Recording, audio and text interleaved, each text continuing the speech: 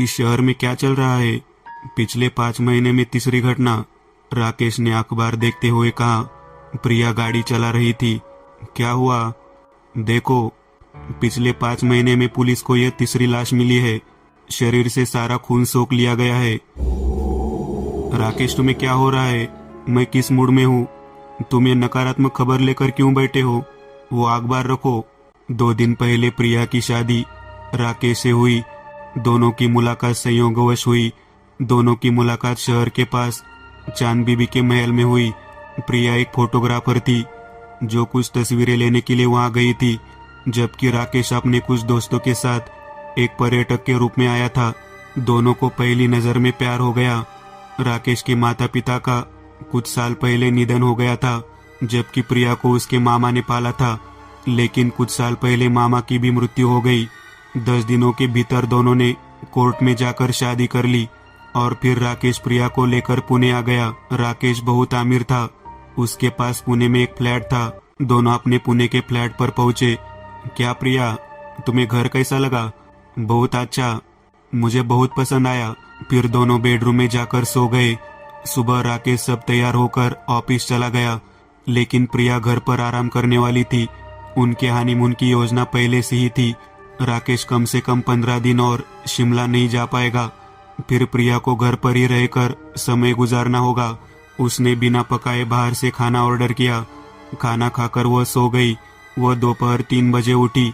वह अपना मुंह धोने के लिए वॉशरूम में गई। उसने बेसिन का नल चालू किया और अपना मुंह धोने के लिए झुक गई। पानी छिड़कने के बाद उसने शीशे में देखा तो उसे आश्चर्य हुआ कि शीशे में उसके पीछे एक महिला खड़ी थी। उसकी पोशाक मुगल काल की महिलाओं की तरह थी। उसके शरीर पर ऊंचे वस्त्र, बड़े बड़े आभूषण थे, लेकिन उसका चेहरा सफेद था। उसके होठ काले थे। उसका शरीर पतला था। उसकी आंखें धसी हुई थी। उसके चेहरे की हड्डियां दिखाई दे रही थी। वह शीशे में से प्रिया को देख ही रही थी कि अचानक उसके चेहरे के भाव बदल गए और वो जोर से चिल्लाई। उसकी चीख में एक आक्रोश था। प्रिया को इतना सदमा लगा कि वह चिल्लाई भी नहीं। उसके दिल की धड़कन बढ़ गई। प्रिया ने डर कर पीछे देखा, लेकिन पीछे कोई नहीं था। उसने तुरंत शीशे में देखा, लेकिन अब प्रिया भी शीशे में। उसने अपने अलावा किसी और का प्रतिबिंब नहीं देखा। यह प्रकार 30 से 40 सेकंड में हुआ। प्रिया कांपती हुई वॉशरूम से बाहर आई। उसने सावधानी से पूरे घर में देखा, लेकिन उसे कुछ नजर नहीं आया। प्रिया बेडरूम में आ गई। उसने राकेश को फोन किया, लेकिन राकेश ने फोन नहीं उठाया। प्रिया डर के मारे बेडरूम में ही बैठी रही। लगभग 4 घंटे तक वह दरवाजा बंद करके वही बैठी रही, लेकिन किसी तरह उसे ऐसा महसूस हुआ जैसे कोई उसे देख रहा है। करीब 7 बजे राकेश ऑफिस से घर आया तो उसे देखकर प्रिया रोने लगी। उसने उसे सारी बात बताई। प्रिया, तुम्हें आभास हुआ होगा, मैं इस घर में 10 साल से रह रहा हूँ। मुझे यहाँ कुछ भी अनुभव नहीं हुआ। तुम्हें महसूस हुआ होगा, या तो हमारी शादी जल्दबाजी में हुई थी। पिछले 2 दिन बहुत घूमने फिरने के कारण बहुत व्यस्त रहे हैं, इसलिए तुम्हें ऐसा लगता है। रोते हुए और उसे गले लगाते हुए उसने राकेश के पीछे जो देखा, उसे देखकर कोई भी सहम जाएगा, क्योंकि पीछे से वही घिनौनी महिला रसोई से लिविंग रूम की ओर जाती हुई दिखाई दे रही थी। लेकिन वह अकेली नहीं थी। वह कुछ ले जा रही थी। यह उसकी लाश होगी। उसने प्रिया की ओर देखा और विकृत मुस्कान बिखेरी। प्रिया एक बार फिर चिल्लाई। मैंने उसे बाहर जाते हुए देखा। तुम्हें झूठ लग रहा है। चलो। प्रिया ऐसा कहते हुए राकेश को लिविंग रूम में खींच ले गई, लेकिन वहां कोई नहीं था। यह बात प्रिया को पता चली तो एक बार नहीं बल्कि 2 बार, लेकिन राकेश सुनने को तैयार नहीं था। किसी तरह उसने उसे शांत किया और सोते समय समझाया। तब प्रिया नींद की गोली लेकर सो रही थी। रात के 3 बजे होंगे। राकेश की हल्की सी नींद खुली। उसने बगल में देखा, पर प्रिया वहां नहीं थी। वह उठा और उसे पहले किचन में, फिर लिविंग रूम में ढूंढने लगा। उसने बाथरूम चेक किया, लेकिन प्रिया कहीं नहीं थी। वो बालकनी में आया, उसने नीचे देखा, लेकिन प्रिया वहां नहीं थी। फिर वो फ्लैट से बाहर आया और बिल्डिंग की छत पर आ गया। उसने छत की ओर देखा। उसी समय उसकी नजर छत पर बनी पानी की टंकी पर पड़ी। कोई चुपचाप टंकी पर बैठा था। धीरे धीरे राकेश ने हाथ में बैटरी चालू की और टंकी के पास जाने लगा। वहाँ एक महिला थी। उसका चेहरा खुले सफेद बालों से ढका हुआ था और वो अपने पैरों के बीच अपना सिर रख कर बैठी थी। जैसे ही उसे लगा कि राकेश आ रहा है, उसने अपना सिर उठाया। उसका भयानक चेहरा देखकर राकेश चौंक गया। उसके शरीर पर ऊंचे कपड़े और गहने देखकर राकेश का सिर चकरा गया। ओ शर्ट, मेरा मतलब है कि प्रिया सच कह रही थी। वह तेजी से वहां से निकल आया। आते ही उसने छत का दरवाजा बंद किया और तेजी से घर में भाग गया। बेडरूम में उसने देखा कि प्रिया का हाथ बिस्तर के नीचे से निकल रहा था। प्रिया, उठो, तुम नीचे क्यों सो रही थी? मैं तुम्हें हर जगह ढूंढ रहा था। और तुम सच कह रही हो, यहाँ वो है, मैंने उसे देखा। राकेश ने कांपते हुए कहा। हाँ, मैं सच कह रही थी। आप क्या करे, पता नहीं इसका समाधान कौन करेगा। राकेश अभी भी कांप रहा था। रुको राकेश, मुझे पता है कि वो शहर में एक तांत्रिक है। उसने एक बार मेरी सहेली को बचाया था जब उस पर भूत का साया था। सच कहूं तो मुझे इन बातों पर विश्वास नहीं था, लेकिन जो मैंने अपनी आंखों से देखा उससे मैं इनकार भी नहीं कर सकता। कब जाना है तुम बताओ? तुरंत। हम 2 घंटे में वहां पहुंच जाएंगे। चलो, मुझमें यहाँ रुकने की हिम्मत नहीं है। राकेश उठ खड़ा हुआ। उन दोनों ने जल्दी से कपड़े बदले और घर में ताला लगा दिया। वे धीरे धीरे सीढ़ियों से नीचे उतरे और इमारत के नीचे आ गए। कार अभी भी चल रही थी, जबकि प्रिया को याद आया कि मुख्य बात यह थी कि वह तांत्रिक का पता लेना भूल गई थी। राकेश, मैं 2 मिनट में आई। गलती से मैं दूसरा पर्स ले आई। उसका पता दूसरे पर्स में छूट गया था, इसलिए वो सावधानी से ऊपर चली गई। राकेश ने इमारत की टैंक पर नजर डाली और उसने उसे फिर से देखा। टैंक पर बैठी राकेश की कार को देख रही थी। उसने कपड़े पहने हुए थे, गहने चमक रहे थे। 2 मिनट में प्रिया आ गई और वो दोनों चले गए। धीरे धीरे कार हाईवे पर आ गई। कार ने स्पीड पकड़ ली थी। लेकिन प्रिया, क्या बात है? मैं इस घर में 10 साल से रह रहा हूँ। मैंने उसे पहले कभी नहीं देखा। हाँ, मुझे भी नहीं पता। तभी राकेश की नजर साइड मिरर पर गई और वो कांप गया, क्योंकि उसने उसे हाईवे के बीच में अपनी कार के पीछे आते हुए देखा।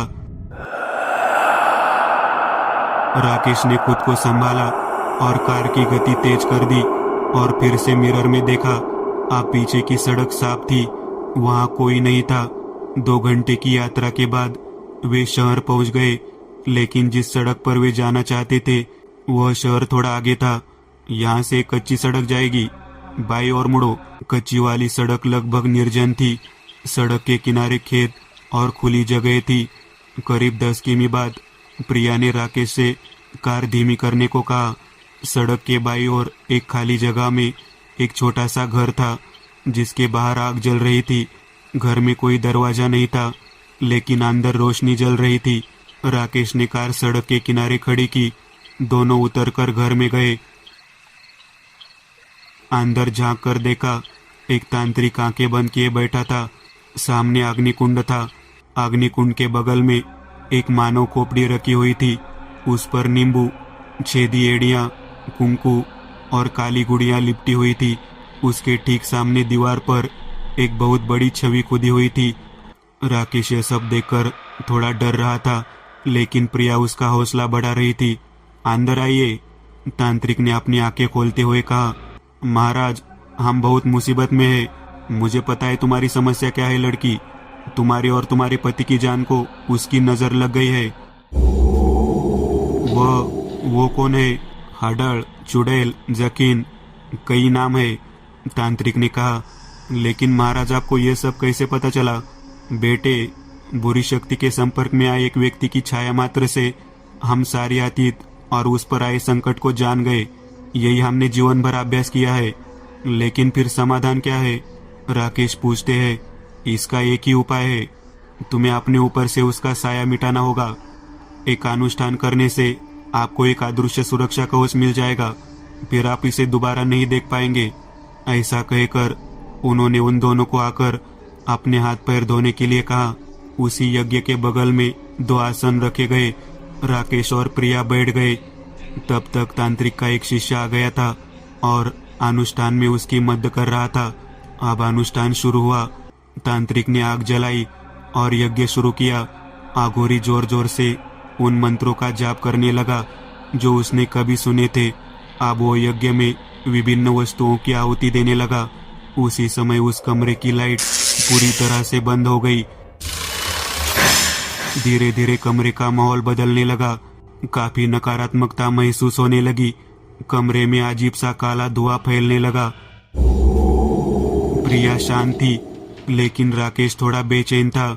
उसे अब कुछ अलग सा महसूस होने लगा। बीच बीच में उसे तांत्रिक के पीछे एक चुड़ैल नजर आ रही थी। उसकी नजर शिष्य पर गई और राकेश चौंक गया, क्योंकि वह शिष्य अब उसे बिल्कुल उस महिला की तरह दिखने लगा। लेकिन कुछ ही पलों में उसे एहसास हुआ कि वह भी नकली थी। अब उस तांत्रिक ने यज्ञ में कुछ डाला। पूरा कमरा धुएं से भर गया। कुछ भी दिखाई नहीं दे रहा था। धीरे धीरे 10 मिनट में ही सारा धुआं खत्म हो गया और मंत्रोच्चार भी नहीं सुनाई दे रहा था। धुआं पूरी तरह से साफ हो गया और राकेश के बगल में प्रिया की ओर देखा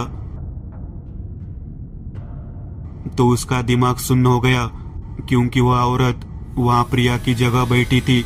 यह भी नकली है, राकेश ने सोचा। उसने फिर ध्यान से देखा, लेकिन उसे केवल वही दिखाई दी। वह हंसने लगी। राकेश ने पहले पूछा कि प्रिया कहाँ देख रही है, लेकिन उसे प्रिया आसपास नजर नहीं आई। राकेश को एक पल में सब समझ आ गया। तो प्रिया तुम? हाँ मैं। अचानक वो तांत्रिक जोर से हंसने लगा।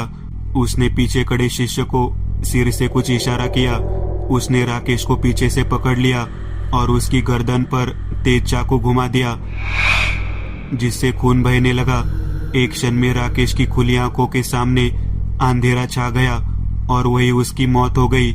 उसने वही खून पीना शुरू कर दिया और जैसे ही उसने कहा, उसका चेहरा अचानक पीला पड़ गया। वो जोर जोर से हंस रही थी। वो मुस्कान शरीर में कांटा चुभाने वाली थी। वो अचानक हवा में गायब हो गई। लेकिन जहाँ वो बैठी थी वहाँ सोने के सिक्कों से भरा एक थैला था। जैसे ही माहौल शांत हुआ, तांत्रिक ने सोने के सिक्कों से भरा थैला उठाया। गुरुजी, ये सब क्या है?